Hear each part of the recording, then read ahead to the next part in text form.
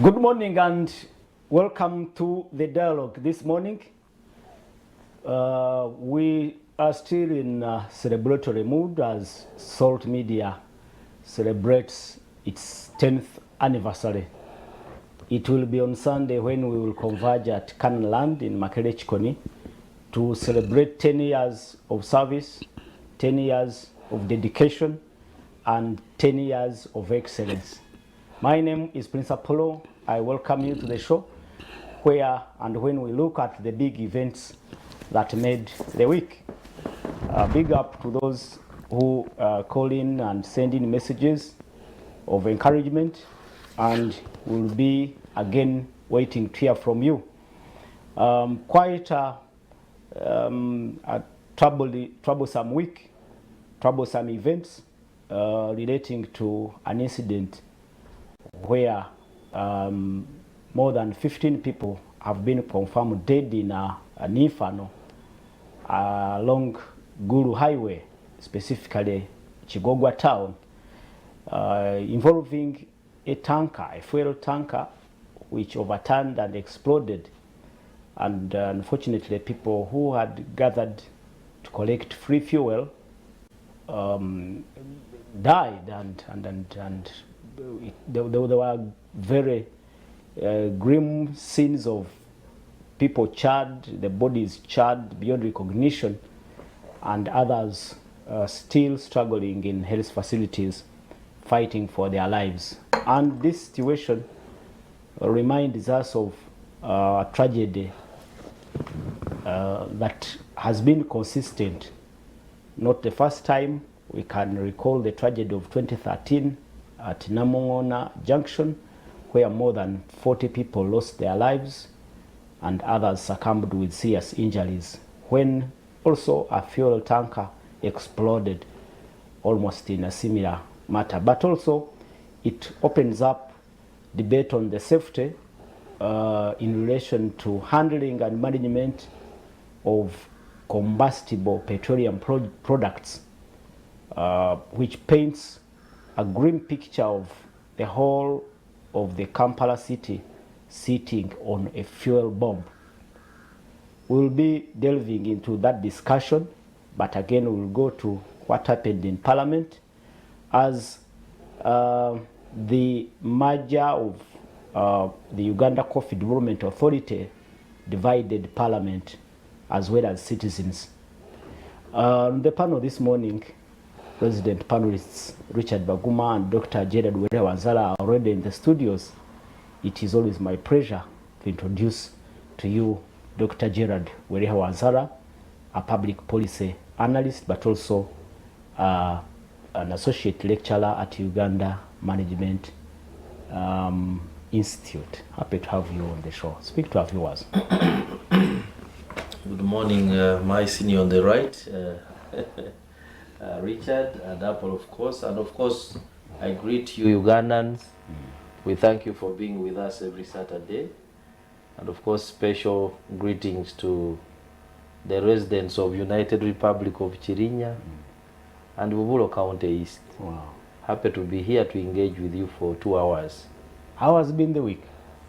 Well, of course, apart from the sad event on Gulu Highway, the week was not really bad, and there was nothing significant except still following the drama that follows the impeachment of the Deputy President of Kenya. True. Yeah.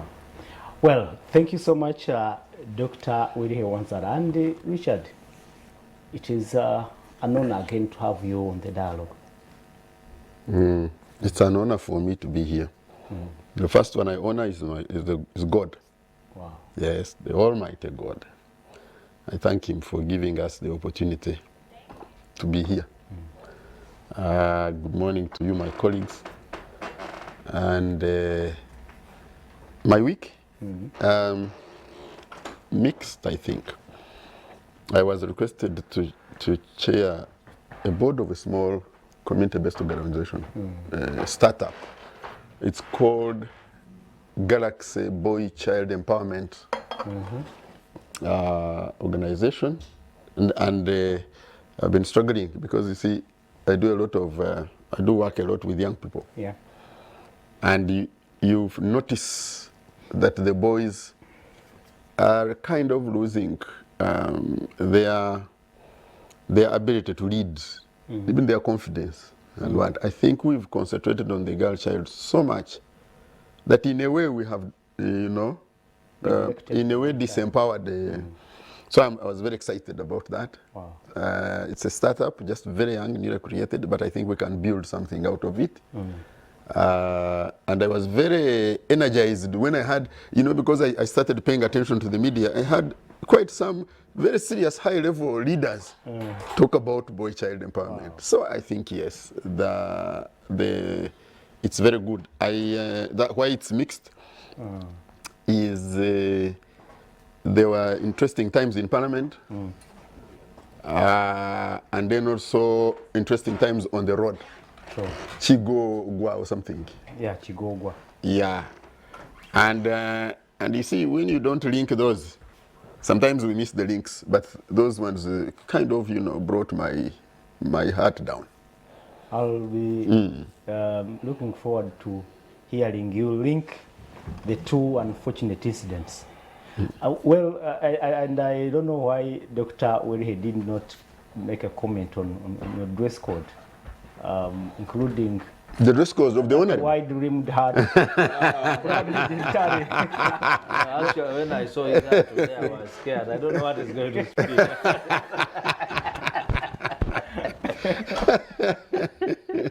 Any specific message? From that dress code, especially the wide-rimmed hat. Yeah, I am taking lessons from who on the wide-rimmed hat approach.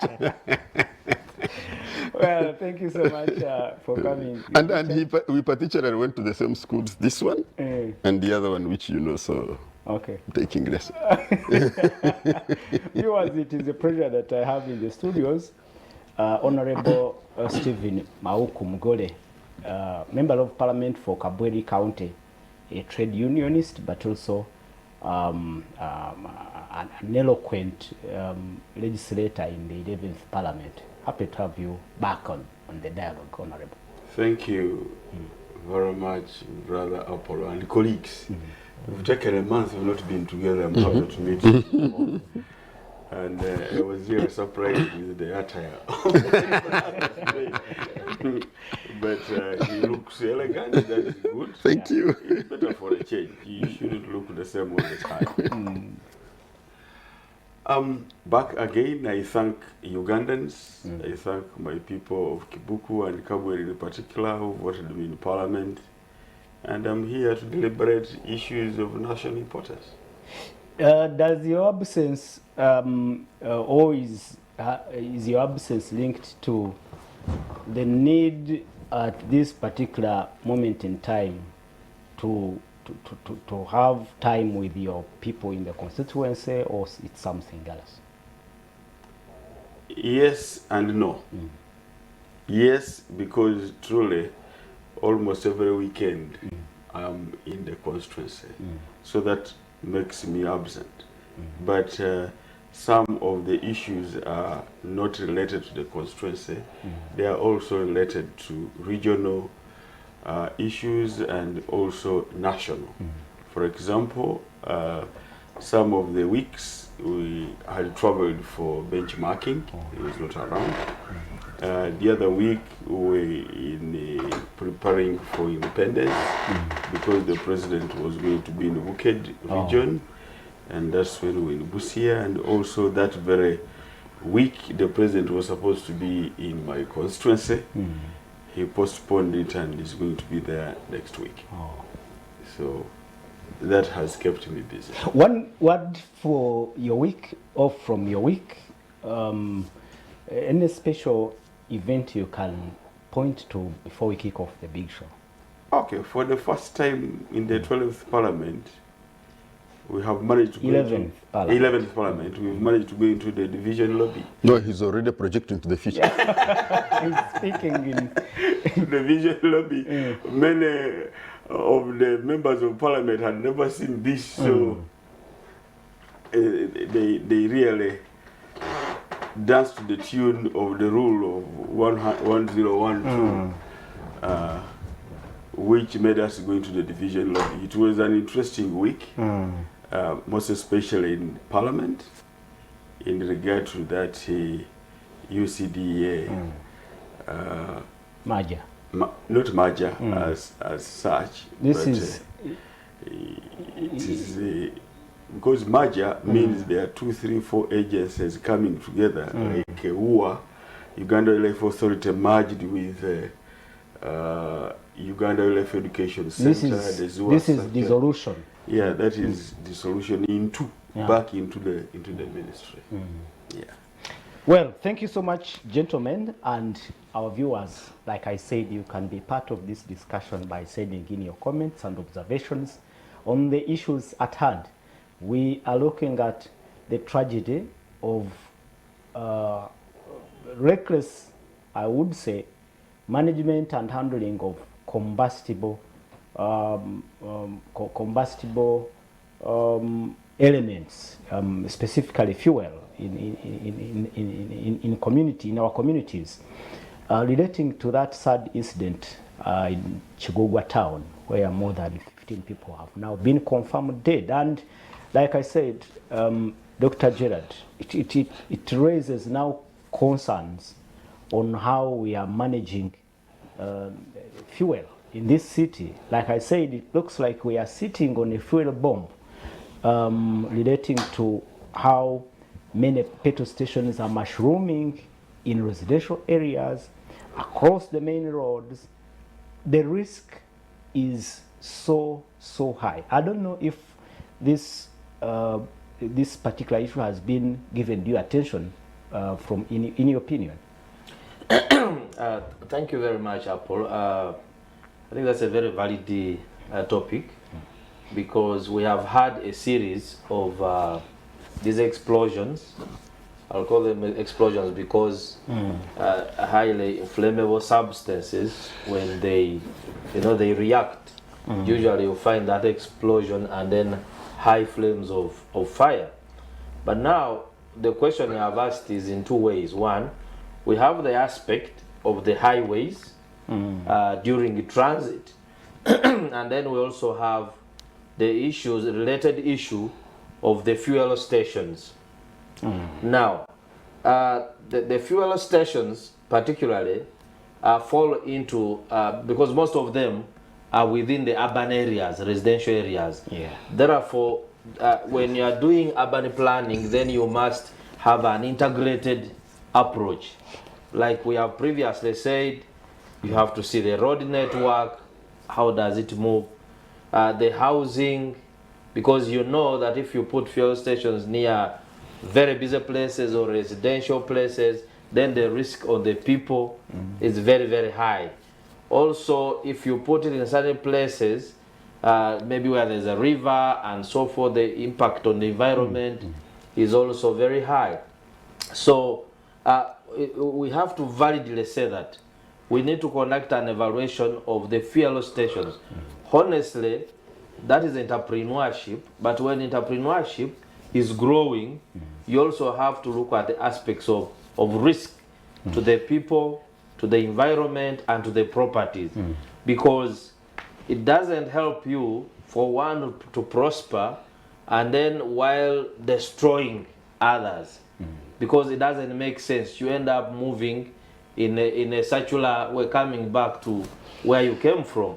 So the issue of planning, of guidelines, I've not come across them, because today we have like the Petroleum Regulatory Authority, but I have seen their role has gone more to do with the just licensing, but also to do with the monitoring and spearheading the growth of the sector, but without putting into consideration a lot of issues to do with the environment, to do with the risks to the people and to the environment. Now, in the transit, most times this may not be predictable. As you remember the issue of Busesa, there is a monument on in Iganga there, where we lost so many. I think it was the biggest because we built even a monument to remember, and there are so many traders along that route. And then these cases that you have mentioned, I remember one which was very, very serious, either in Mitoma or Bushenyi, some few years back. Now, there are standards when you transporting, you know, a hazardous material. One is the container, because we have those tankers that are supposed to be certified by ISO standards organizations to see that they fit, they are able to transport those. Two, there are issues to do with the training, that if you have a driver who is transporting a fuel tanker, then he should be also equipped with some knowledge on how to use fire extinguishers, which are also supposed to be embedded within the vehicle. Then there are also the speed, because some of them, when you are running faster, then the temperature within may rise, and so there is potential for explosion. In Uganda, because of generally the weaknesses we know to do with enforcement, you can find a fuel tanker carrying petrol running at a terrific speed past the traffic police officers. I was amazed in one of the road safety conferences recently, I think this year, I think Richard was there, where a coordinator of truck drivers was saying that when they are driving and they cross from, when they're in Rwanda, they maintain the acceptable speed limits. But when they cross into Uganda, the slogan is usually Uganda hakuna, but it means Uganda does not have the rules. Sharia, Uganda hakuna Sharia. Uganda doesn't have the rules, meaning that even these drivers from within the East African region, when they cross and enter Uganda, they feel they should just do what they. So if someone running at a terrific speed, carrying a very highly inflammable substance, there is also the issues of marking, labeling, on such products, and then having a label saying this is dangerous, keep maybe a distance of this and that. Then the other, which is very, very critical, you can see our infrastructure. Like if you are exiting the city, for instance, on Gulu Highway, you can see how small the roads are, like from Bwaise, you know, as you move along until maybe you pass Bombo. So you find that the distance between the road and where people are working from is so close. So that itself presents a danger, because in the case of a roll, you know, an accident, then the impact is very heavy on the property and the people. And so for me, I don't want to look at one aspect. There are issues of regulation, there are issues of infrastructure, there are issues of awareness, people along the road. Because of poverty, I don't want to believe that these people don't know that that fuel is dangerous. Because they have seen even some people who store jerry cans of petrol in the house explode and kill people. But still, they run there because everyone wants to run with 5 liters and sell to a border guy and go home with the 10K. That's the issue of poverty, serious poverty, not even to do with awareness. Thank you, Doctor. And I think you said it all. Let me hear from you, Richard. I'm lucky that I have two strong advocates, advocates for road safety on the show. This is a matter of road safety. I'm confident it's a matter of road safety, but has it been given due attention, considering the high numbers of fatalities that we have registered? This is not the first. Actually, in 10 years, we have had more than six tragic incidents of fuel tankers exploding and killing people on the roads. I don't know if you think we are taking this matter serious or giving it the attention it deserves. First, I think that Dr. Werike has given a good analysis. Yes. of this issue. The point of people's behavior, the behavior aspect of people, I think also adds to the tragedy. So it, including the driver. yeah, absolutely, including the driver. The knowledge that petrol is highly combustible and it will burn you does not translate into people keeping away. Their behavior. People, so can it be only attributed to poverty, even when you know really this is absolutely life-threatening?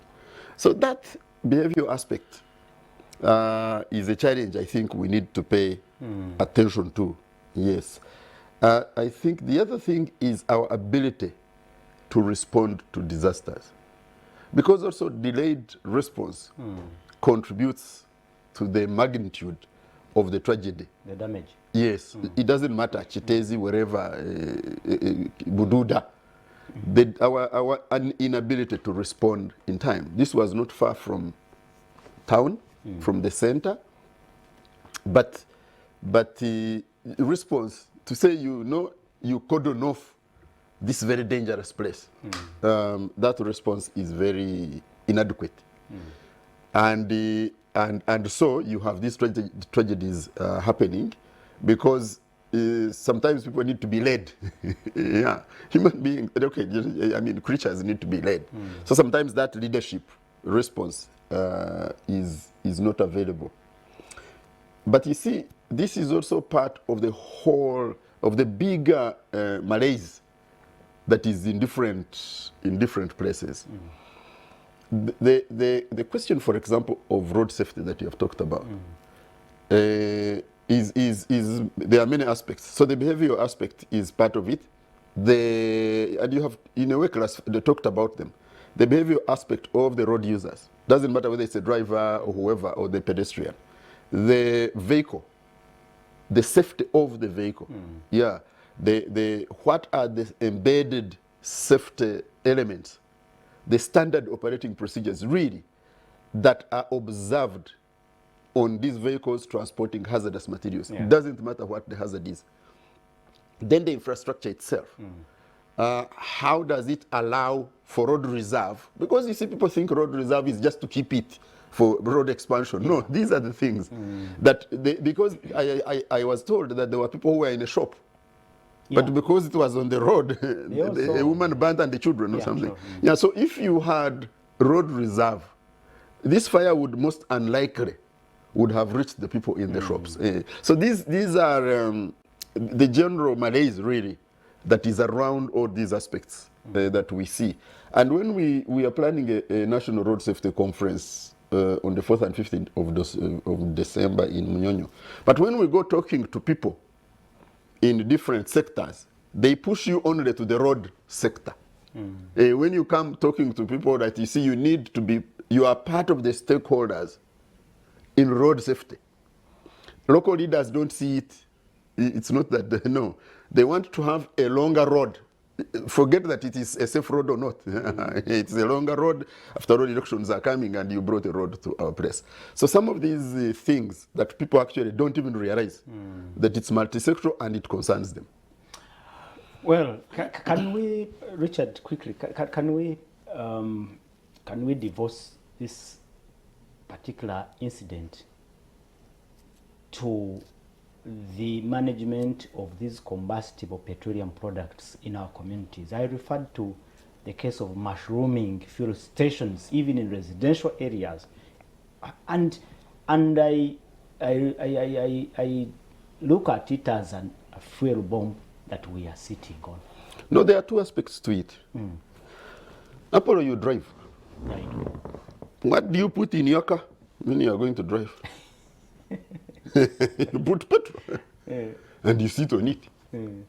But what do you call, when you are starting a car, what do they call it? That Ignition. thing. So what is ignition? It's lighting a fire. Ignition means lighting a fire. Ignite. So you put fuel in this machine, you sit on it yourself and light a fire. How come you don't fear that one? They are controlled. Because safety systems are inbuilt. So that's the thing. So even the bomb, we have nuclear bombs. How come they don't explode on the people who are making them or servicing them? So what we need to be looking at, in my view, are robust safety systems. If you have a robust safety system and the fuel station has all the standard safety systems and the nearby structures have all the fire and safety systems, we are safe. What we should worry about, what we are worrying about, I think, is that we generally flout standards and systems. I think that's our worry. From your point of view, So yes, we have a petrol bomb. We are sitting on a petrol bomb in many areas. Just look at I want you to observe when you are going past a couple of, and look at the buildings around. When it is a standard requirement to have fire equipment and water, whatever, none has. So that's where we are. Honorable Mugore, the two discussants raised issues relating to policy challenges, but also to structural challenges like the infrastructure. The roads are narrow, and good enough you sit in a house where policies are drafted and endorsed. Do you think we have done enough to avoid such calamities like the one we had this week at Chigogo, in Chigugwa town? In the short term, no, nothing has been done. Because you've talked of in the last 10 years, we've had such More than incidences, more than 6 incidences. Those are the ones Serious where and the severe. tankers exploded into fire. But there are various where the tankers didn't explode. And people chiffoned fuel, managed to empty the tanks, even themselves punching the tank and get fuel out, and they managed to survive. So in the short term, no, because what specific regulation have we made on the issue of tankers? Have we made it illegal for somebody who goes to siphon fuel from a tanker that has got an accident? We've not. It's not an illegal issue. That's why people run there. You can imagine this one which happened in town. We have the police there. The police could have stopped people from accessing the tank. Because these days in a town, you cannot tell him that the traffic officers are not there. They are there. And by the time this thing burst, it took a spate of only maybe 5-10 minutes only, and had already burst into fire. So in the short term, no. In the longer term or mid term, government is doing something. Two things. One is the standard gauge railway. That will reduce on the number of fuel tankers on the road, because now we shall access fuel directly through the railway system. Number two is the finalization of our own oil and the pipeline that is being worked on. But that is in the longer term. That is 5 years so project. On the infrastructure on the road, roads are being constructed, but because of the land tenure system. Without road reserves. Yeah, because some of them, even highways. I'm continuing. Because of the land tenure system in the country, that land belongs to the people, not to government. It is so expensive to widen these roads, because you have to buy off each and every individual. So government continues just to maintain the small roads They are working on the roads, but the roads remain small because they cannot manage to pay off all in order to widen these roads. So that's why I'm trying to say that the longer term aspect is to reduce the number of fuel tankers on the road, and we have most of them being carried by rail. Then the mid-term is we should regulate. I had a different view, but Richard swayed me. Because Richard brought a very vivid issue that even if you say that we have petrol stations everywhere, the most important thing is the standard operating system. Once we have those procedures well laid, then we can. Because we are saying petrol is very dangerous, but every day we branch to a petrol station to get the dangerous material into our cars. But because the car is standardized on how to use, on how they ignite the fuel with Honorable Richard, besides the combustible feature of fuel, there are fumes. There are fumes. There are fumes. He talked about environmental. Yeah, I was coming the there. fumes that come out of those fuel depots that are almost everywhere in communities, in residential areas. It's pollution. It's pollution. It's and pollution. It affects even the health of people in Yes, those communities. that's what I was saying. It's Honorable, I want to challenge that. But it's pollution. But as long as there is a standard, that pollution can be diverted. Those pipelines, the pollution can be put underground. You don't need just to put it in the air only. It can also be diverted. You saw many industries with chimneys. Those chimneys have been diverted. Now you don't see smoke outside. It's just a standard operating procedure. You divert it. Are and we it's adhering to those standards? Not yet. We are not. That's why I say regulation on the structures of the roads and the infrastructure of the petroleum products is really, whereas we have not rationalized the petroleum sector, but you find that there is a lot which is wanting within the area. Viewers, you can be part of this discussion. Send in your comments via WhatsApp platform, via SMS platform. Tell us what you think about this situation where we can see recurring incidents of fuel tankers and explosions and people rushing to get free fuel, and eventually death in big numbers. And also you can talk about the mushrooming fuel filling stations, even deep in communities. There is a fuel company that is now pushing these fuel filling stations even in deep in residential areas. And I'm not an expert, but I think it could be a problem, especially if anything happens. And before I hear from you, Richard, I can see you have a comment. Honorable didn't respond to the issue of poverty, because some people think that this rush to get free fuel, when even people understand the risk, it's about poverty. But how then can we put our lives on the line? I don't know. Yes, we have high levels of poverty in the country, but I'm trying to tell you that not everybody who rushed for that fuel is poor.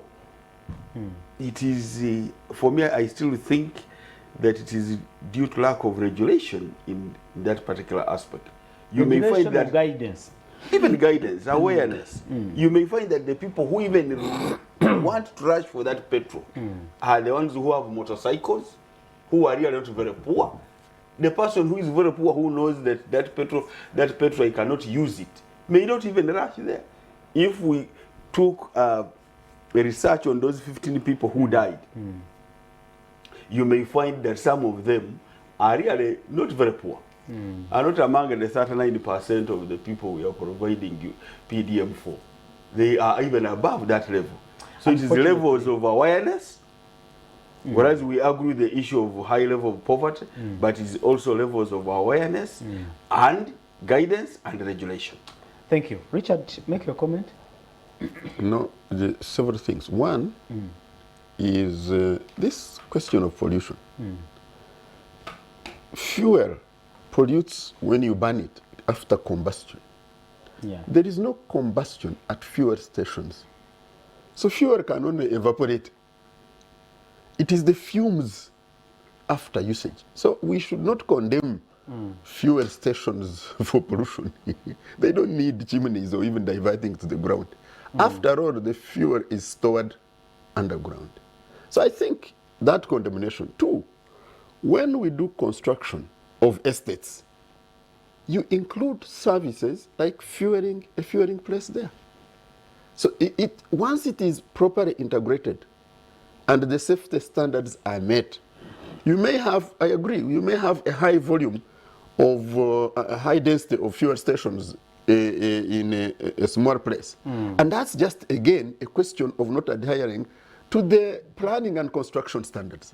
Yeah, because the mushrooming, we call them, it is because of the over-mushrooming vehicular population. We have too many bodabodas, too many vehicles which need to be fueled. Otherwise, the fuel stations wouldn't come up. Who would they serve? Okay. Let me hear from you, Dr. Wiri, on these fuel depots that are deep in communities. A case in point is one in Banda area. I don't know if you know that place. Yes, I know Banda, but I don't know which one particularly. There is near the Chambogo, there is a fuel depot deep there, and there are very many people, and the tanks are raised, they are elevated higher in case of anything. Yeah, you're talking of those depots opposite there. Yes. Navisusa or that lineage there. And then even in many places, like here near Chengira, well, it could be, yes, like he said, it could be about standards or what. But what if we are looking at the risk? I don't know if you think that, what you think about those It's risks. good you brought up that issue. The knowledge I know about those, like that particular place, those inland depot. fuel depots there, is that in the plan, they were already planned to be there to support the storage of fuel in Kampala and its neighborhood. But now the problem here, because of the weak enforcement, the weak government systems, it is now the encroachers. If you go and ask many of the people who have built small houses there, they don't even have land titles for them. But now the people who run these do not have the ability to compensate those people and take them away. It's the role of government. I was informed yesterday that the one in Banda, the managers of the depot paid off the people around. But later the people returned and sold the Fraudulently. again to other people. And it is like you said, maybe it's about law. I mean, yeah, that one comes to behavioral issues Richard talked about. Then it also comes to weaknesses. But it doesn't take away the risk. Yeah, it doesn't take away the risk. But now we have to distribute the urban system. We have to distribute the risk, because up to there, I told you here, and I told the viewers sometime that I still wonder why my grandfather, who was a parish chief, alone with one local administration policeman, would go and enforce the law and tell people, get out of here, and stop making waragi and drinking in the morning, and they would go away. But today, we have dotted government offices everywhere. Elected leaders are in millions, but people are not listening. So it's happening in our community. There is too much of the state when it comes to politics, that I have a political rally somewhere, then the police will arrive with all the vehicles to chase me. But where you need public good, like that is public order management and settlement, where you expect the state to go and act and change a place, you don't see the government there. Instead, the government becomes an accomplice in that crime. So for me, that is where I'm seeing issues of behavior again. Why should you leave your shop worth 6 million and you run to steal to siphon 3 liters of petrol? You know, it's it's you can't blame the poverty. Baganda have been saying that tosala gwaka walanga tonauja gwaka lezi. Don't judge a Book by its cover. exactly. So these are the challenges we are having in our community. Okay, as we wind up, Honorable, how best now can we avert this imminent risk of fires, of accidents, and then loss of property, but on top of all, loss of lives? Yeah, this is a matter of urgent action. And the blame should really come to us as leaders. Whereas we have those behavioral problems, but it is us to tame behavior of certain by regulation. What I suppose now is that this is a matter that should go to a parliamentary committee now. It should be raised. It's because this time we've been having an issue of rationalization. We've not concentrated on any other matter. This is a matter that must go up to the committee level, and it comes up into regulations. It doesn't need a law. It just needs the Minister of Energy to come up with an instrument, and it will work. Richard, do you think there's hope that we may not see these and other incidents like one at Chigogwa town happen again? We are going to have incidents happening. It is how we manage the incidents, I think. First of all, how we try to prevent and how we manage the incidents when they happen. I think this matter now cannot be ignored. No. And I think now it can't be ignored. I think it is going to be taken up. I think, for example, in the media, we need some consistency on this matter. On the matter. To keep it on the agenda, but also to keep it on the thoughts of people, sensitizing. I think, of course, the Parliament, like the Honourable says, when they take it up and try to craft and look at all the other aspects, I think that's important. But I also think it should be a matter of the executive. Yes, I think it should be a matter of the executive. What is the fire disaster response capacity that we have at all? Yeah, so these things I think we need this collective consciousness that we must be prepared for fire. And you know, the times I've lived in Europe have been interesting for me because I like touring around. I like being taken around the cities. Why is this the old part of the city? Almost all the old parts of the city were created by fires that the city burnt and people, you know, migrated to the other side. And this one was only rebuilt or rehabilitated. So there is since we are urbanizing rapidly here, we have no choice. We are going to go through the same if we keep the same mistakes. So this is a matter that has to be looked at as a nationally important issue. Thank you so much. To add on that before we conclude, is that this, following the matter of Kitezi, the executive should, in the same vein how they have reacted and acted on the matter of Kitezi, do the same on this particular aspect. But on who now? Because not on who. It is a fuel tanker. Now this is not on who. Lost control. Because the one of Kitezi is not the reason as to why it lost control. I mean, we've stated it, the narrow roads. So it goes back to government. Yes, what I'm trying to say that the actions of government on Kitezi is not only on people. It is also on how it is resolved the matter. So I'm talking of how this matter should be resolved. Because even an instrument can just be in a 1 minute meeting in the cabinet that come up with an instrument that it is unlawful for you to go to a fuel tanker and arrest people, actually.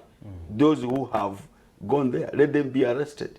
it will send signals. But that requires personnel on the ground immediately, Which we have. to respond before the catastrophe strikes. I will tell you, there is no fuel tank. Like we had said, the state is on the ground, but Yes. but its presence is felt in under certain circumstances.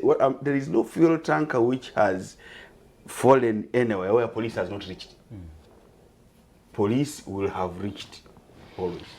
Okay, thank you so much, viewers. Keep those messages coming in. Good morning, Apollo and the panel. I respect Mr. Baguma's dress code with a wide white hat.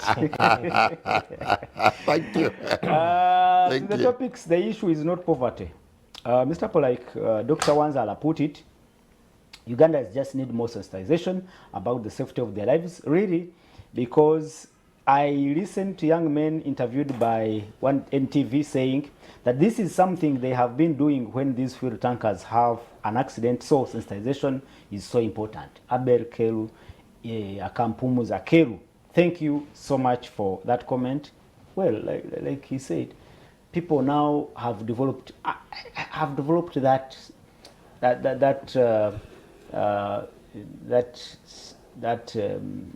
urge for freebies. And by the way, it's not only That appetite for freebies. that behavior is not only with the people you would call poor. Recently, when the viral video of a police officer who was controlling traffic was recognized, and the speaker said he will be transferred to parliament. There was a debate in where I come from, in Chirinya. Chirinya is in Chira municipality, which is urban. People were saying, some people were saying, but that he would stay there because on the road he collects more, more money than the allowance he will get, which is budgeted for and organized in parliament. So that is the society that we have, where people think, you know, informal, illegal things are the best for you to. Remind us about that highlight of the week, as one police officer, had a quick rise to fame, but it's good, just for the good reasons. I mean, braving the rain, to serve the people. It was really worthwhile for him to. It's deserving for him in one or another. I think let's conclude, gentlemen, in just 3 minutes. From you, Doctor, just conclude in 3 minutes. Really, I don't have much, but government needs to do its part, just like Honorable and Richard have said and proposed. And also, the people need to be sensitized. But people, after sensitization, people also have to be responsible, to be held responsible for their actions sometimes. Because if you have the knowledge, then you should be able to use that knowledge for the good of you and the people around you. Good.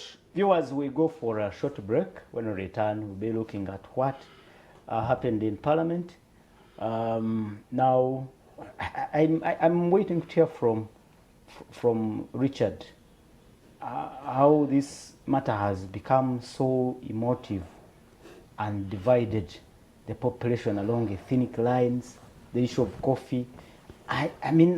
Among all the entities that were lined up for rationalization and mergers, I don't know why this UCD has stood out and it has become so contentious, a matter contentious. But after the coffee break that you had just announced, we are going for coffee now. Okay. Thank you so much, everyone. Let's go drink the coffee.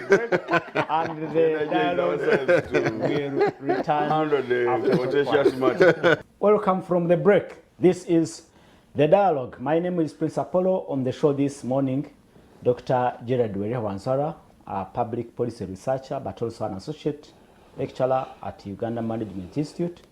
We have Richard Baguma, communication expert, a strong advocate for road safety and proper nutrition. But we also have Honorable Stephen Mauku Mugore, the Member of Parliament for Kabwere County, a strong trade unionist, but also one of those eloquent speakers in the 11th Parliament on matters of national importance. Looking at the events this week, specifically the tragic event involving fuel tanker, but now we switch our attention to what happened in Parliament.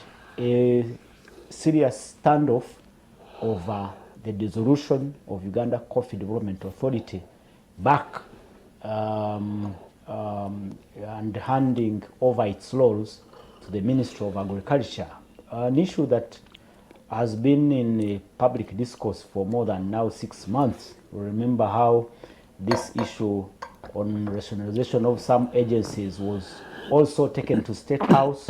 The President sat with members of Parliament, and it is said that he convinced them that some of these agencies should go back to their mother agencies. But what stands out now is the Uganda Coffee Development Authority, which has divided not only the Parliament but even sections of the public along ethnic lines. You can imagine. Emotions are very high.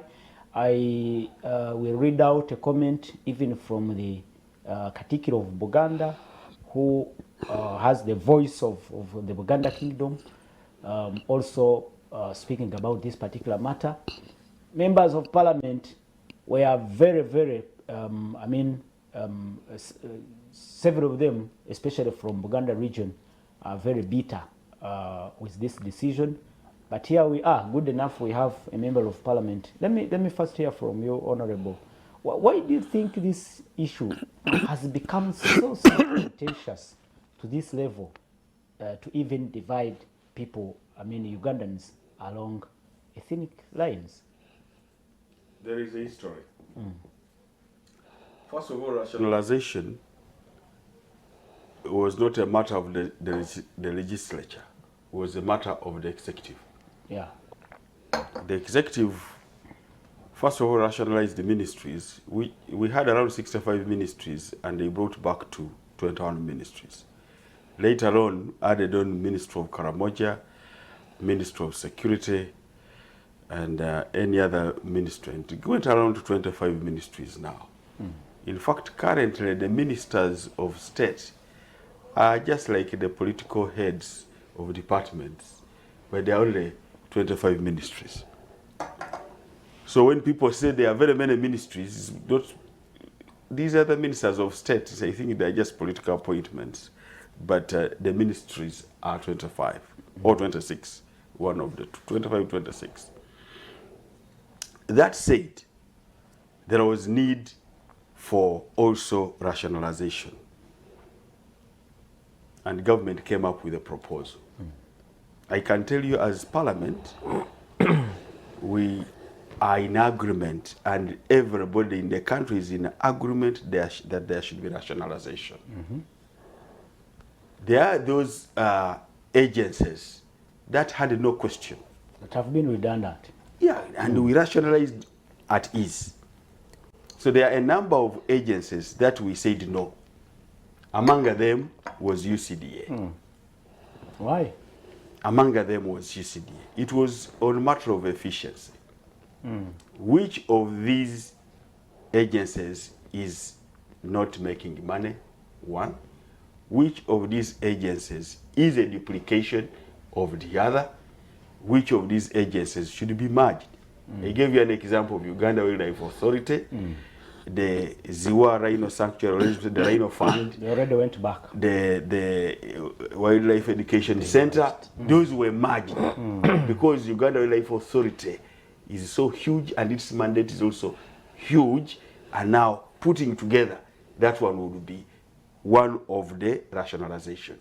Others were to go back into, because even Uganda Wildlife Authority, they wanted to go back to the ministry. We refused. It is not only UCDA where members of Parliament have refused. Even for the and government agreed, said, I think this is correct. Let these ones just be merged. Now for Minister of Agriculture, I don't know how many have returned. All of them. There is cotton, There is cotton, dairy, all those. Reason why were these agencies formed? It was because some of these crops were strategic in nature. That's why from time immemorial we had the Lint Marketing Board. After the Lint Marketing Board, we had the Cotton Development Authority. We had the Coffee Marketing Board. By then, the issue was on marketing only.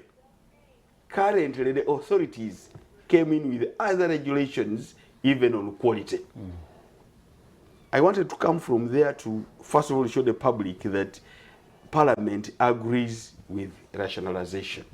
Whether the people you are opposing the rationalization of UCDA, they agree with the principle of rationalization. So, because government wants to form another authority, because after Produce Marketing Board, Produce Marketing Board was looking at all other crops. There was no Produce Development Authority. That was not created. And that's why I think some other crops, you hear, they call them aflatoxins in the maize.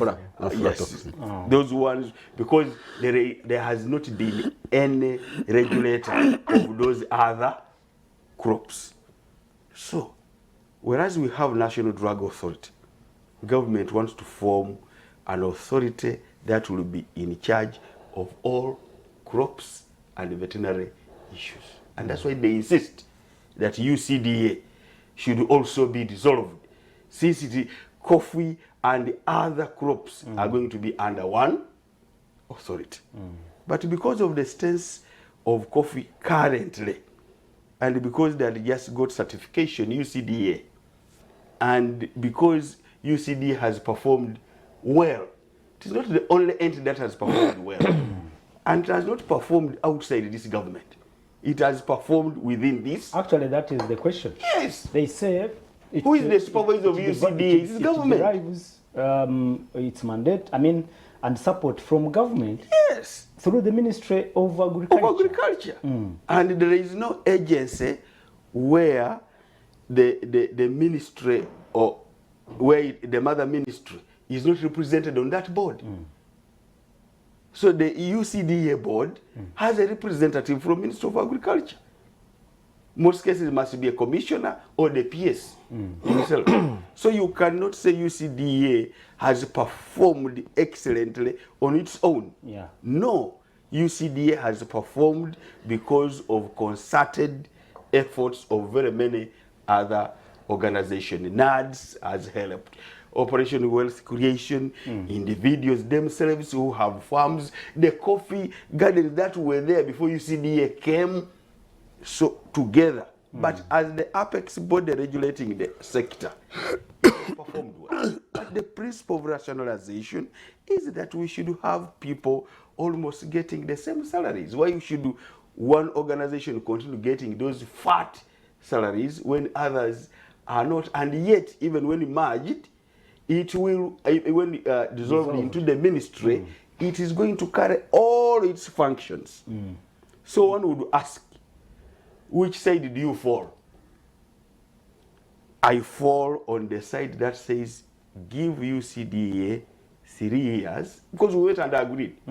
And the president said, after our caucus, can we now have the Committee of Agriculture, the Committee of National Economy? They went. And the committees agreed with government that I think for the time being, UCDA should continue for the next 3 years. Transition period. And there is no way you can transit when you are outside. You transit when you are within. So UCDA must be within the ministry as it's transit. And if they had given proper attention to the report of the chairperson of the committee, said every year there will be an evaluation whether actually the Ministry of Agriculture is in tandem with the guidelines that have been set in order for the 3 years to come when they are ready to take over the Okay. But that was not listened to so much. And yet that position was agreed upon not with only NRM, but by all committees, and the committees sit on all parties. They all sit on those committees. So they brought back the matter to Parliament. What explains now this standoff, if you agree? The standoff, I think, I don't know whether it is now political or what, inciting the public as if UCDA going back to the mother ministry where they are actually, because they cannot do anything. Who appoints the board? Okay. The board is appointed by the Minister of Agriculture. Thank you, Honorable. Let me hear from Dr. Gerard. You heard from the Honorable. UCDA, whatever achievement, whatever progress, whatever contribution it is doing, it derives support from government through the Ministry of Agriculture, where now it is being dissolved too. What's wrong? What explains now this standoff and this suspicion that we can feel in members of parliament? If you take this coffee now, some comments are like, you took this, now you've come for coffee. What explains it? Apple, we can move around, talk about the bill, talk about that, but there are other underlying factors. One, the issue of rationalization has not started now. This was just a climax of it all. We started this discussion a year ago. For me, my only problem I had with it is that I did not see different, substantive studies showing exactly how maybe service delivery is going to be impacted. And for me, that was my fear. But there was a study which was showing that we're going to save about 1 trillion per year, every year. And that this would be redirected to other priorities like standard gauge rail and so forth. So for me, I believe that if a government is in power and it starts reasoning like that, I would be convinced that that would be a good decision to take. Now, there are those who raise the issue. I have seen particularly senior NRM leaders in the executive, including the president, bashing the Coffee Development Authority that these are useless. There are issues of talking of accountability for, is it 1% levy or something like that on each bag of coffee. They're talking about inefficiencies that have failed to transform the coffee sector. Now, these are the realities. Even if you go to Brazil, you go to Vietnam, you go to Ethiopia, the percentage of coffee processed and consumed locally is a small fraction. We export the bulk. Exactly. And Brazil, by the way, consumes more coffee locally, which is just about 10% of the coffee because of its population and its culture of consuming coffee. And because, so they rank the net consumers, but they also export the 90% in bags. What they have concentrated on has been to improve the quality such that the coffee fetches more money on the global market. The market is so similar to that of oil, crude oil, that many countries do not want to build refineries where crude oil comes from. So they will prefer that they build a pipeline and then oil goes as crude.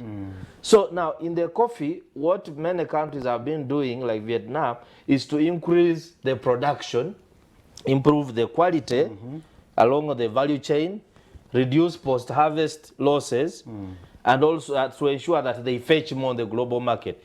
Because today in Uganda, because of the efforts we have been having, collaboration of Coffee Development Authority and local players, and then training, we have seen like some coffee processed and packed as a final product. Like Bugisu, the Elgon Pride, is being exported in smaller quantities, some consumed. I see some other brands like Rwenzori, Mwanyitelimba, packed and exported. So for me, that is good. In fact, for me, that is much better than these people who are spending, say, 39 billion that are teaching Ugandans how to drink coffee, because that money would go to something else and improve the welfare of this country. Now, if we look at the Coffee Development Authority, has it performed? What is its contribution Look at in the this quantity. success story of coffee in Uganda? Look at the quantity. Before, if I look at the statistics like 1989, we were exporting 2.8 million bags of coffee. Today we are exporting about 7 million bags of coffee. And also the value has slightly increased because of the quality of the coffee. There have been some trainings going on by Kyagulanyi Coffee. They collaborate, the private sector players and then the others. Then, because the biggest problem of Uganda's coffee has been, one, it was low output from the farm. Two, it was coffee wilt disease, which has reduced, by the way, because of improved knowledge. And then three, Katase to UCDA? They train. They work with others and train. They are there in the countryside. They have been working, but you may not see them with a local farmer, but they work with say Bugis Cooperative Union, Kyagulanyi Coffee. They collaborate in terms of training. They collaborate with Buganda Kingdom, you know that, under the Mwanyi Telimba campaign, and have increased production of coffee. Now, the challenge we used to have was the issue of marketing. We used to have the issue of quality, the issue of processing, which now we are seeing some are doing. And so, but as an institution of a struggling government, part of a struggling establishment, sometimes they have weaknesses. Like Coffee Development Authority by last year was indebted to people who supply the seedlings to a tune of about 20 billion. But are they the only ones who are indebted to the suppliers? No. The whole government is indebted to suppliers who supply even food to the police, to the UPDF and so forth. So they have had issues to do with they say they're not transforming the sector just because all of a sudden people want to see a huge factory probably, but are you giving them money? I've seen them. Why is that? Why is that suspicion that it will not perform or it will underperform once it is dissolved into the Ministry of Agriculture? I think people are generally rating the Ministry of Agriculture because the Ministry of Agriculture has been doing what we call remote supervision of NARO, remote supervision of National Animal Genetic Resource Center and Data Bank, Cotton Development Authority, Coffee Development Authority, remotely, while they take their independent decisions. Now, if you collapse all of them in the ministry, that is the worry. People think that the inefficiency, because of lack of specialized services to support the sector, like if you go to other important crops like onions, for instance, in Bugisu they have reduced, and Sebei impacting supply in Kampala. We are now importing expensive onions from Tanzania and Kenya. If you come and look at others, cotton, what is happening in the cotton sector? Tea is almost dead. People want to uproot it. So that is the worry. Are valid to you. Exactly. Some of them are valid.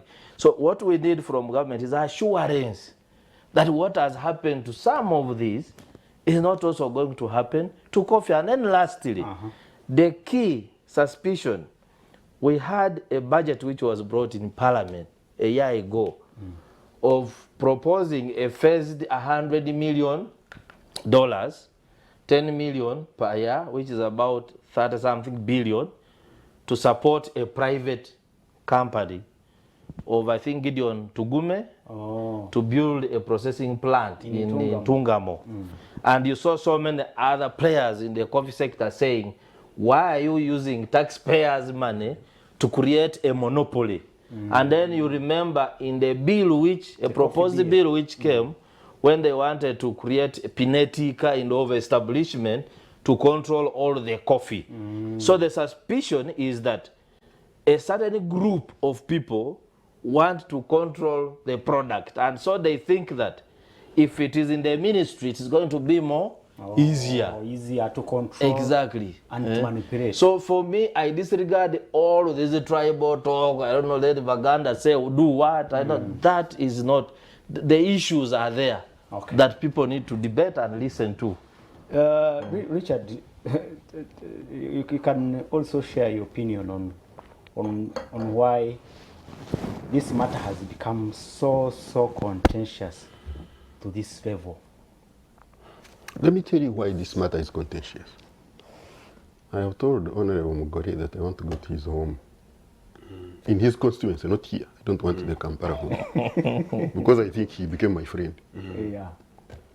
When I hear him talking about salary, because in his word, he said we want to rationalize salary. Salaries. Yes, salaries. You see, when you have an institution where the minimum qualification of an entry is equivalent to senior 6, and the pay they get, those ones can't talk about rationalization of salary. They lack the moral authority. You get very little salary. 11 million shillings. That's the salary of a member of parliament. You know, the viewers are there laughing like me. Will not agree. The viewers They will. I will tabulate for them how a member of parliament is. You see, so why then? This is because what am I trying to say? I have said here that the trust deficit that the population have in government is so high that every move is looked at suspiciously. This public is not stupid. Yeah, I should hurry and finish this point. No, I'm signaling to someone. Yeah, and this suspicion is not without basis. It is because they have been told lies for decades. So what do you expect? That is number one. So let's not ask ourselves why there is suspicion. There is suspicion where every year, from since 2021 or something, the IGG comes and tells us that trillions, this is an official government, handed over to the speaker. Even the report was handed over. Honorable Mugore was there, he would tell us how much he said they were taken. So that same government tells you that it is worried about a few billions being paid to its citizens in salary.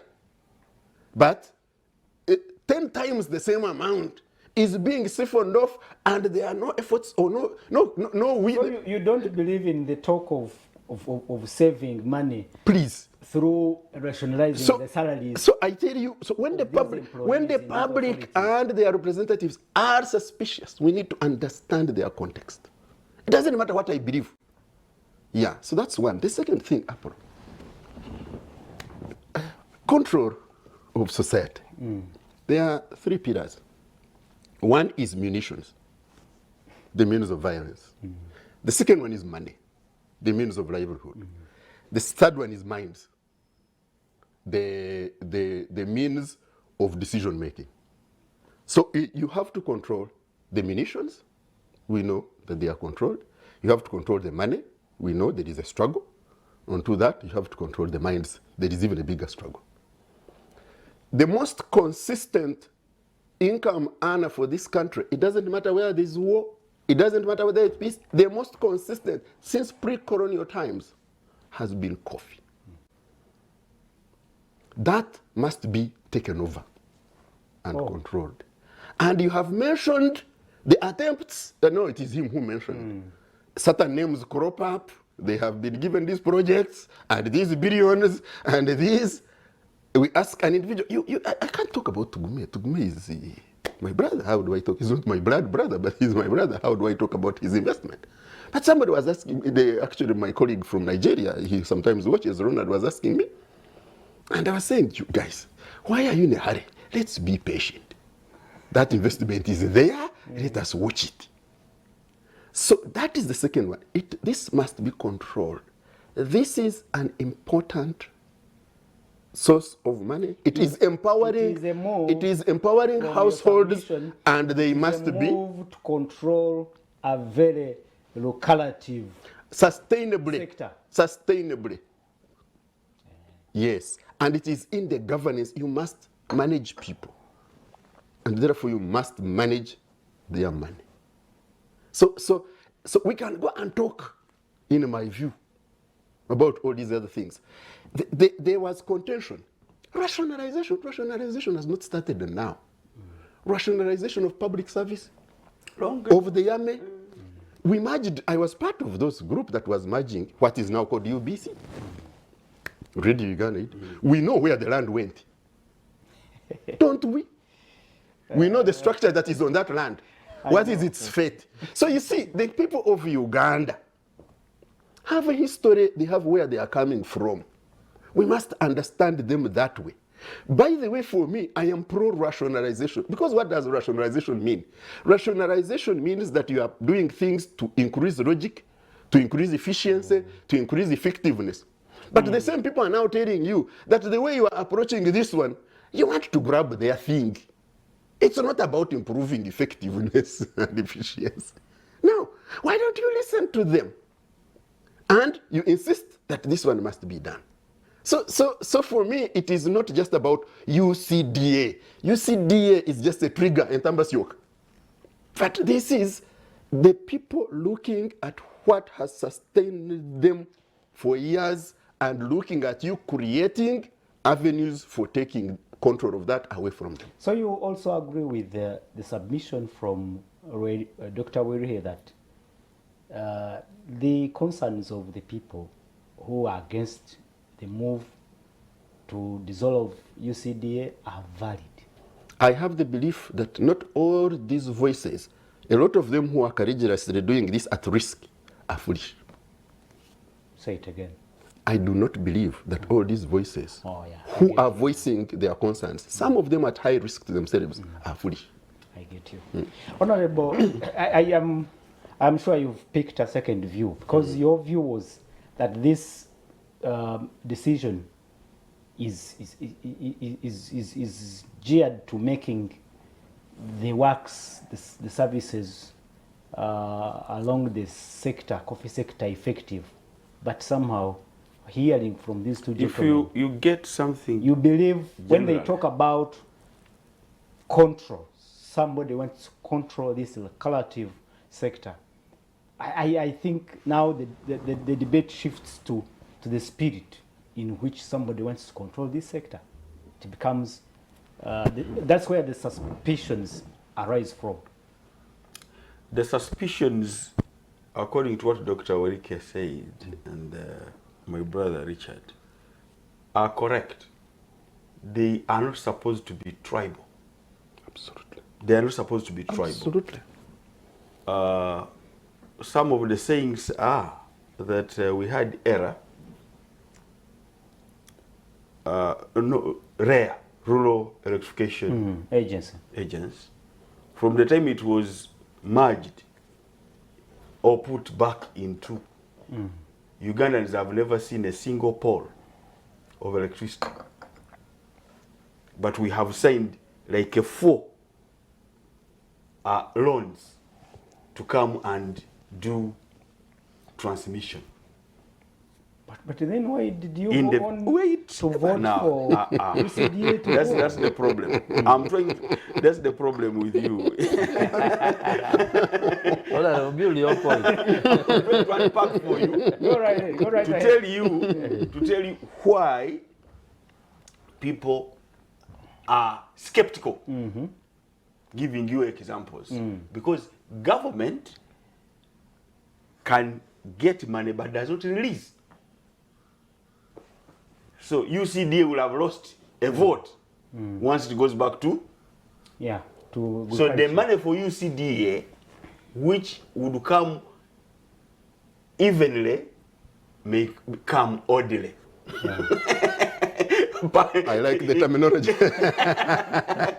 Intermittently. Instead of being even, it becomes intermittent Yeah. because of other government programs. So I'm trying to build on the suspicions. That should not be made tribal. That's true. So the first thing is, first of all, to diffuse the issue of tribal.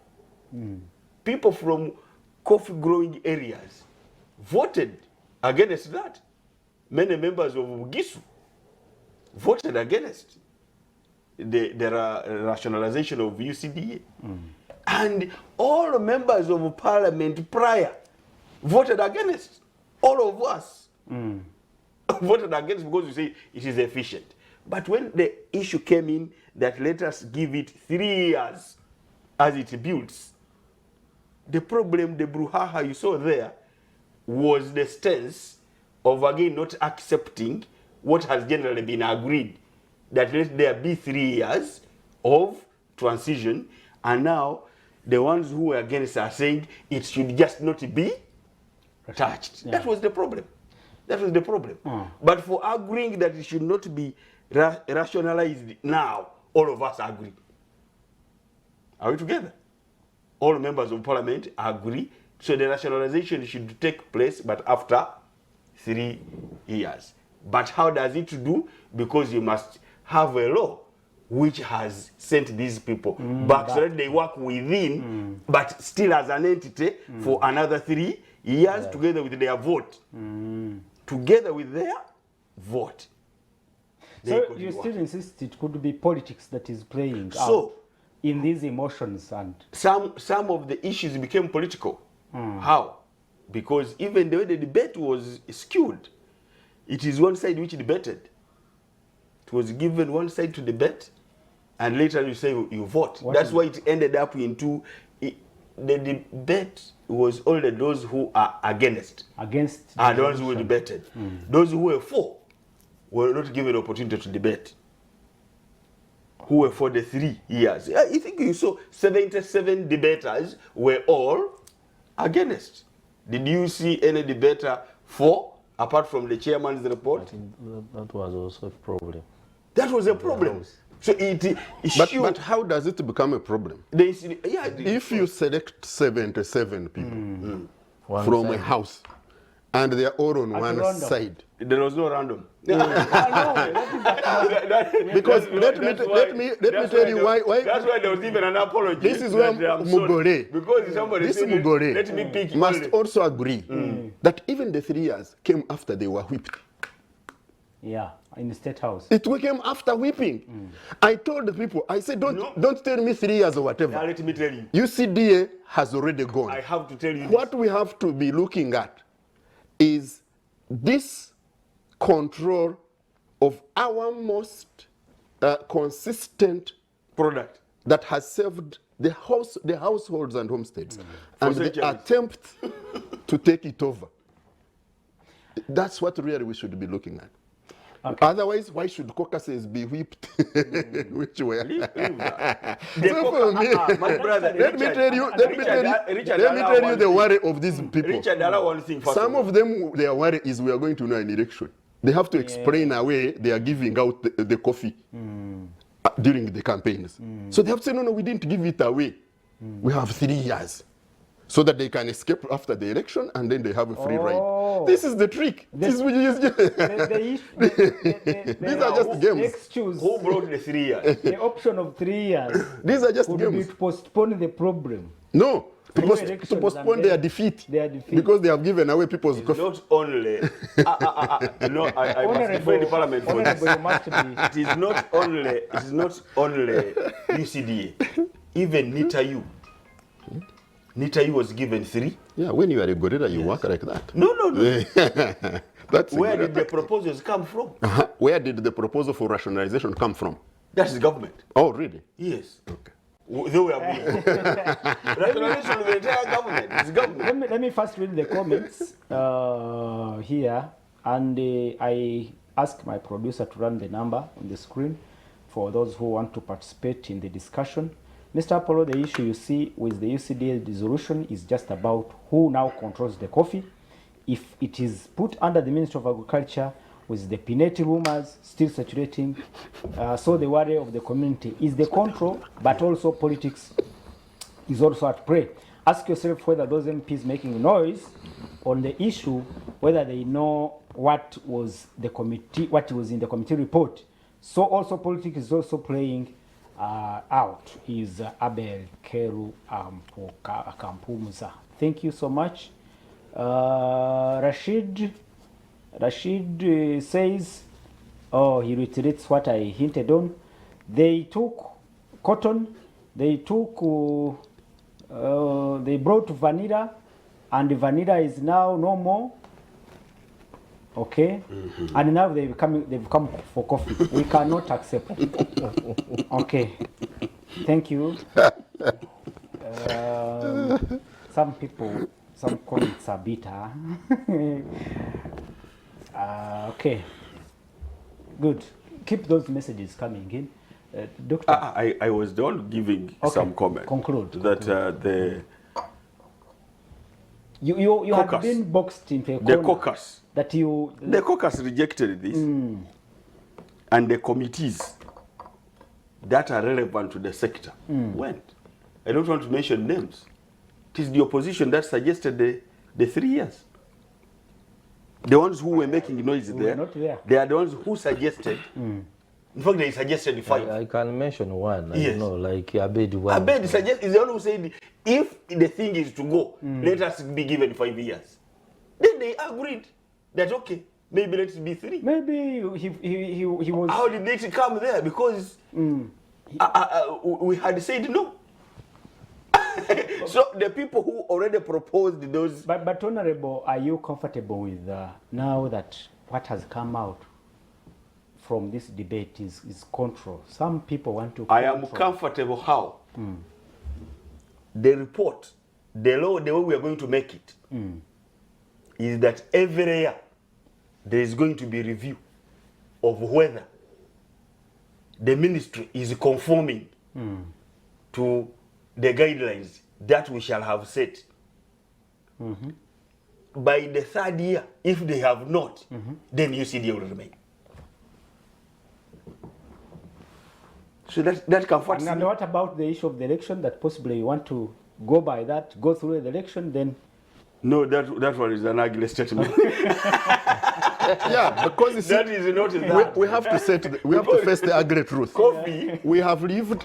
You see, DDA, there, whatever Direct was, Development Authority. there is no area without milk in this country. There has been no Hulbalu. yes, absolutely. There has been no and Hulbalu. why? And why? Yeah, because the control does not threaten the producers. How? Who is producing? How are they different from the controllers? What of coffee? Okay, let me read the messages, gentlemen. Gentlemen, let me read the messages. Robert in Bunga says, the intentions are guerrilla tactics to keep the people financially weak for easy governance. They want to keep us impoverished and easy to rule. Thank you. That Are is they the comment. strong now? Uh, Are people financially strong now? and I think it came out through, was it Richard's submission? That possibly this is to control, to control the wealth of communities. Okay. And okay. Butcher When now. somebody will just say coffee Butcher development Julius has is never watching. been Thank you under so the much, ministry Julius. directly since he called you. Why Okay. now? That would be Doctor. the issue. For me, Doctor, I don't how- want to be micro. I look at macro. Gentlemen, let's hear from Doctor. How now do you think this whole, now that it had come for the second reading, Yes. but it was after that Holobalo and push and shove, it was sent back to the committee again. No. No. It is passed No. for second reading. Let me tell you, Apple, there is no way the person who wants this coffee to go the way it's going, that the bill cannot pass. This is no way. The bill. UCDA passed, has already the gone. division lobby was to vote whether the ayes had it And the eyes or had not. it. The ayes were for accepting to go for the second reading. So after the count, it was proved that the ayes had it for going to the second reading. Yes. So the second reading, we did not go into Yes. because time had either gone, according to the speaker, or there could have been other communications otherwise. We have seen incidents where the House is pushed close to midnight. Yes, even past midnight. That's Yeah. when we are So passing. the matter of time does not No, it can't be a matters. factor here. There is a time when we have to meet a constitutional deadline, or whatever. If we are doing the budget, if it's on a certain, we shall go even up to 2 a.m. And Because the by house the has following been, day, and the house has been sent on. I mean, sign-dine means you can be called anytime. That's not recess. Sign-dine is really not generally recess. There is a recess time which is planned. Then there is a sign-dine which is for convenience. Absolutely. Number one. Convenience. Thank you for Yes, the for word. convenience. Absolutely. This is very wonderful. So this is sign-dine for convenience in two aspects, which you should know. We have Eyala. Yeah. Eyala has been sitting in committees. Yeah. Now Eyala is going to start sittings, and we want to give Eyala time to do its work. So we can manage to sit in the morning and Eyala sits in the afternoon. That has no much problem. But with the Hurubaru you saw, you may need to consult one or two things before you go ahead. Absolutely. Okay. Yes. Absolutely. Go ahead. Yeah, absolutely. You must consult because the power lies elsewhere. Yes. You And must that go is and true. consult. There is- And that power needs things done this way. Whatever you the power you voted Now what that do you power. consult? Excuse me, brother. What do you You consult voted on, the power. And I will vote it again. Yes, you voted the power. Absolutely. So once you vote the power, even who is the chief What is the parliamentarian? essence of For consulting? example, who is the chief parliamentarian? It's not the speaker. The chief parliamentarian is the president. Okay. Why? Because every bill is sent to him. If he doesn't assent, it doesn't become law. Let me read this. This. So these ones are just slowing the process down. I don't know what they are negotiating Let me read for. one of the comments from Katikiro Charles Peter Mayiga. The Kingdom of Buganda has severally advised against scrapping UCDA since it superintends coffee production, upon which nearly 2 million Ugandan households depend. Apparently, scrapping UCDA is a punishment against Baganda, who contribute nearly 50% of coffee exports. Since Speaker Anita Mong and those who support scrapping UCDA see the amendment as a victory against Baganda, Imani Telimba initiative will go on unabated.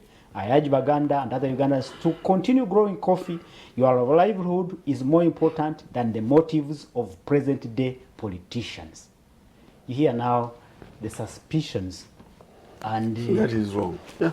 and This is not about Baganda. That is, by the way, even and the level- on international bodies, the level of emotions. international bodies on coffee, They are watching. you see the Bagisu in Uganda here. They are the Bagisu. Even the MP who was talking about, they are the ones who have handled the issue of coffee more than the Baganda. If we are to talk about tribal things, but the statement of the Katikiro. the Katikiro. Whereas it is correct, Mwanyi Telimba will continue, and that one it is true, Mwanyi Telimba, but it's not. Manitelimba is his campaign Yeah, whatever. in Buganda. In Uganda, But it the is literary correct. meaning is also true. Yeah, but to say that it is a punishment to Baganda, he would have said it is a punishment to Ugandans, Okay. not to He Baganda. speaks for No. Yeah. Baganda. Even And you if he see, speaks to Apollo, Baganda, finally, because that one brings in Let me tribal read the message. sentiments. we should Then you tell come. these That one brings in Ugandans tribal sentiments. that they should continue planting and expanding, Coffee. getting the good varieties from Naro, cleaning up their coffee. The one thing they are not doing that disadvantages all of us is we are not cooperating.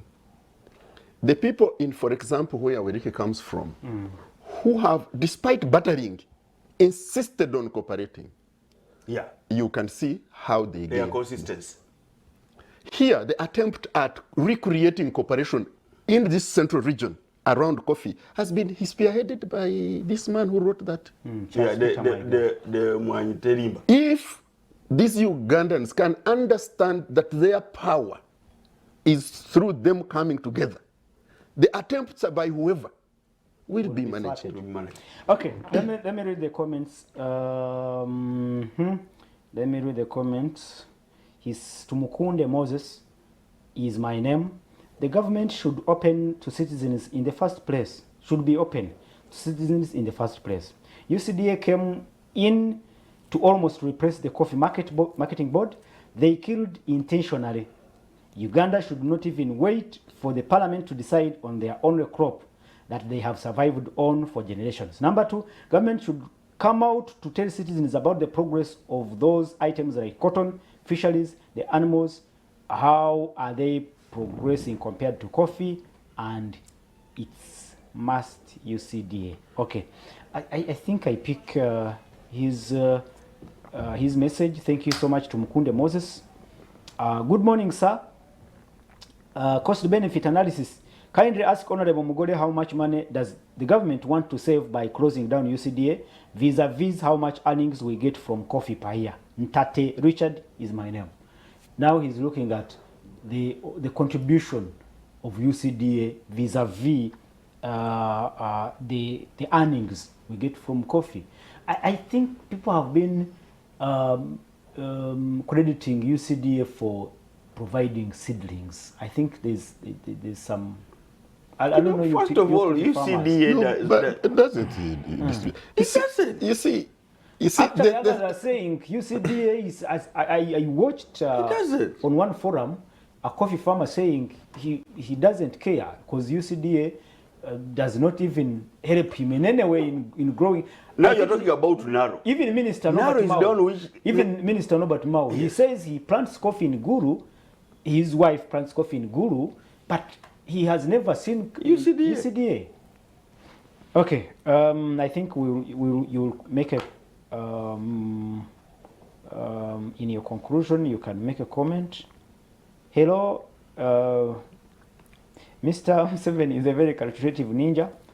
He knows very well that controlling wealth of rich people is very hard. So any sectors that tries to make a little rich, he comes in pretending to control it. Yet in actual sense, you are killing it. Look at vanilla, cotton, tea, tobacco. They are in shambles. The speaker should apologize to Ugandans for trying to divide us along ethnic terms. It's hard to deny the video evidence. Chris Obore should defend something indefensible. They should leave UCDA alone. You can hear now the sentiments from the citizens, especially on that issue now taking the tribal direction. What I want to know is that what if the government blackmail UCDA and the prices go down? What are the so-called coffee growers Baganda likely to do? Oh, I don't get it. Brian, thank you so much, Brian. Let me conclude. In case the government wants to keep people over in poverty as a key for easy administration, Hussein Kabogoza in Kagoma, Maganjo. Those are the suspicions that possibly government wants to keep people poor. Banange Uganda yafe tetukyagitegeera. Nze landlord akadde kunfulumya lwa mitwalo 12. Nsaba ku buyambi bannange. Okay. Sorry, it's sad. Good morning, comrades. The issue of coffee is beyond tribal sentiments. Look at the agenda of NUP. These political favors people. These political favors people. Okay, these politics favor people for 2026. How many times have NUP its principle abused the speaker? The message is so weird. Not okay. Let's conclude, gentlemen. I only have 5 minutes. I start with Dr. Gerald. You can make your parting shot. Thank you. Today, my 2 elder brothers had a very hot day. I took over the discussion, but it is okay. It is for the benefit of the viewers. For me, how is it going to? I mean, how is this showdown ending? Yeah, it is going to end with a bill passed, and of course, the executive will get its wish of taking UCDA to agriculture. That one, there's no question about it.